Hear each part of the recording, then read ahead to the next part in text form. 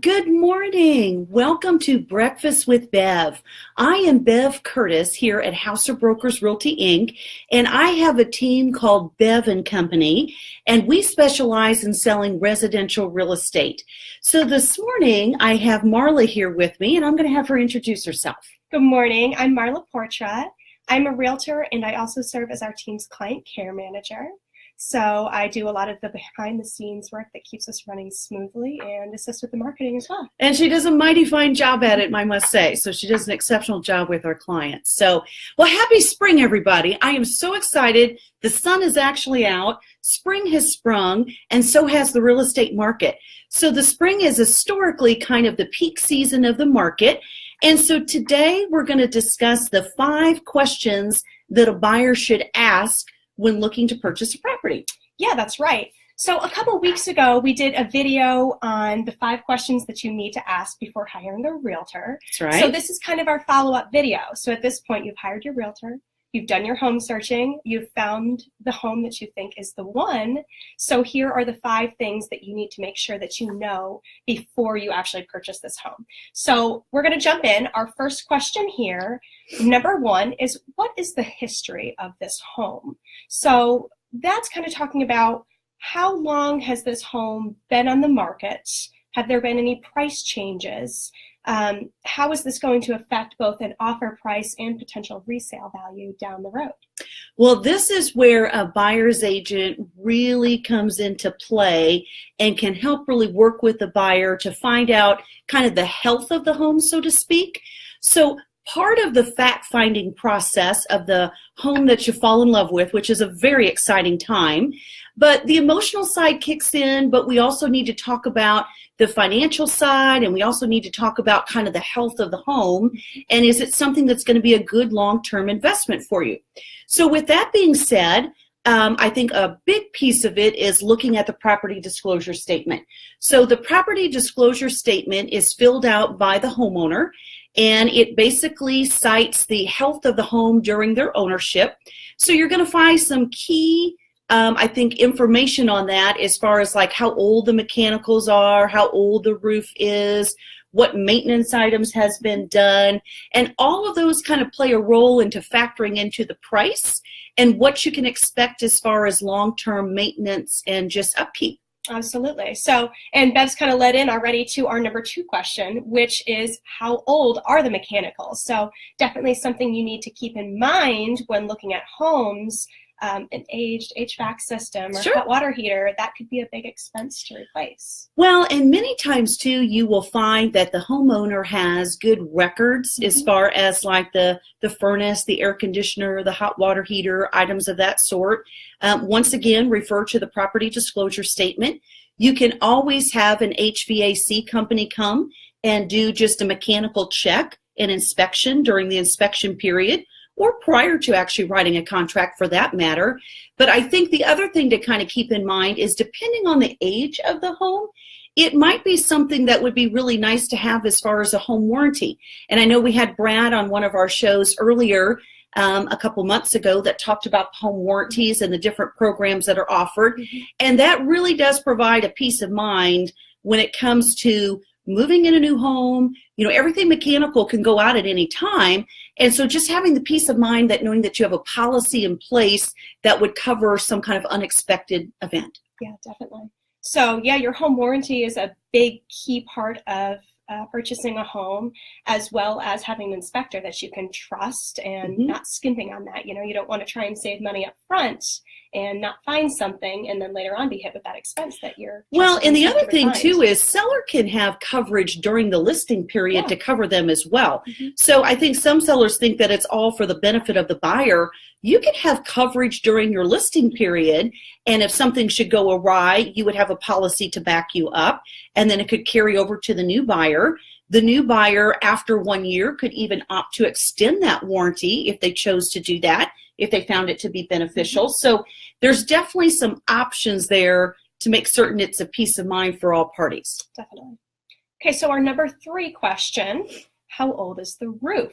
This is especially important here in the lovely state of Missouri with our crazy spring weather that we are Yes, heading it is. I have to say, I personally love stormy weather. I love when it rains, but I cringe when it hails because the other night, a couple weeks ago, we had some pretty good sized hail at my house beating against the window. And my first thought was, oh my gosh, how many listings do we have that might now have a hail damaged roof? And that's the first thing you think of in spring weather is wind damage, limb damage with trees, hail damage, things of that sort. So having a good roofer to go out and check the roof condition is really a key thing. And I think, first of all, you would do that during your inspection period initially, and only if the inspector found something suspicious with the roof, or if the seller has reported in their property disclosure that they've had some deficiencies with the roof or roof leaks currently going on or recently repaired. So then once the general inspector made their statement, if it warranted to go further, that's when we call a roofing expert to come in and give us their opinion. Yeah, and you definitely want to make sure that your roof can be insured. So absolutely, very important part. Absolutely. And the other thing too is to always check with your homeowner's insurance if you have full placement on your roof replacement or if you have depreciated value. So that is a question that you definitely need to talk to your homeowner's insurance person about to make certain that you have the adequate coverage. So there's no surprises later. Okay, so our number 4 question. Okay. This is a question that I think a lot of buyers don't really think about too much. What are the associated costs with owning this home? So we're not just talking about what your monthly mortgage payment is. What else factors into this? Is there an HOA in place, the utilities, property taxes? Yes, because if someone is getting a mortgage, it's going to contain more than likely your principal, your interest, your taxes, and your insurance. And even though if you can afford that payment comfortably on a monthly basis, there's always some extra added expenses in home ownership. And so part of that is maintenance. Over time, a home is going to have to be maintained so that it stays in current condition and all operations are functioning okay. Then you also have just trends and datedness. So over time, you're probably going to have to cosmetically make some updates and changes just to stay with the current market to maintain your value.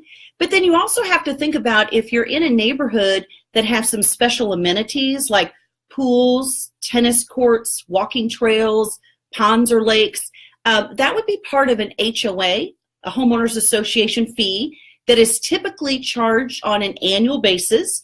Some start in January, some start in July, just depending on how the association is set up. And those vary according to the amenities that's in the neighborhood. The other thing that you always have to think about too, in addition to your monthly payment, is the cost of utilities, kind of the cost of the operations of living in that home from a day-to-day basis. Now, the thing that I always advise folks is that you have to keep in mind and keep it in perspective. If it's a larger home, obviously it's going to be larger utilities. And everyone's comfort level as far as temperature is different. Some people open up the windows, some people leave them closed, going from winter right into spring and summer with allergy season and such. So you have to kind of consider, how many parties are living in the home? How do they use their utilities? Are they on budget billing? Or is that an option maybe that you could consider? That way there's no surprises and you know exactly what to expect. And sometimes it may even warrant an energy audit. You may want to go in and just have an energy audit. Many times those are free services or minimal fees involved. And that way you can actually see how efficient is your home and are there improvements that would make a difference on your bottom line with your monthly utilities. Okay, so we're going to go into question number 5, which is kind of a tricky question. So, oh boy, this is, have you done your homework as a buyer? So something to keep in mind in the state of Missouri is that a realtor, there are a lot of things that we cannot legally disclose or discuss. That's and correct. That leaves a little bit of homework for the buyer, and these things are kind of up to the buyer to figure out. Well, and everyone has a different perspective on what they feel comfortable with as far as homes that they purchase, neighborhoods, schools, different ratings on schools and things. And that is really in the eye of the beholder, the person that's going to be living there. And that's something where really it's a matter of opinion. What I might think might be okay, somebody else might not think is okay. What I might think is not okay, somebody else is completely cool with. So what we like to do is offer our buyer clients, it's actually a form, it's 2 pages, and it's actually entitled Buyer's Notice Regarding Public Information.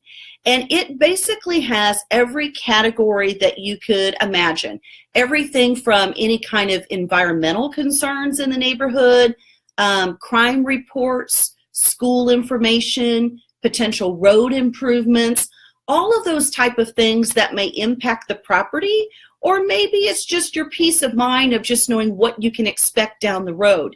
And, you know, some of those type of properties too, I always tell buyers, you know, if you're in a neighborhood and your property backs up to an open field, just know that that open field may not always be there. So that may be something that you would go into public records or just check to see, is there any kind of potential future development that might be going behind there? Maybe it's residential, maybe it's zoned for commercial.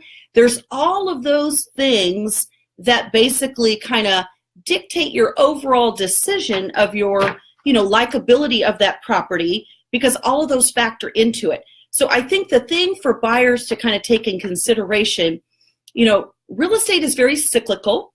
It's very location driven. Schools play a big factor in that for many people. Other factors as far as the public information play a part in it as well. You have to look at the how much is it going to maintain the home? You know, what's the desirability for you to stay there long term? Because frankly, real estate has been, you know, a lot of people use it as a short-term thing, but real estate is really meant to be a long-term investment.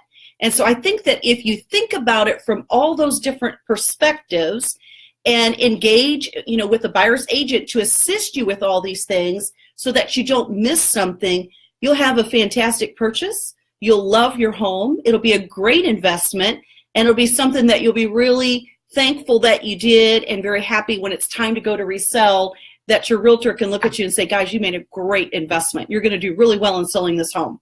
So think about the resellability factor as well. Okay? Okay. All right. Did you have any other questions for me this morning, Marla?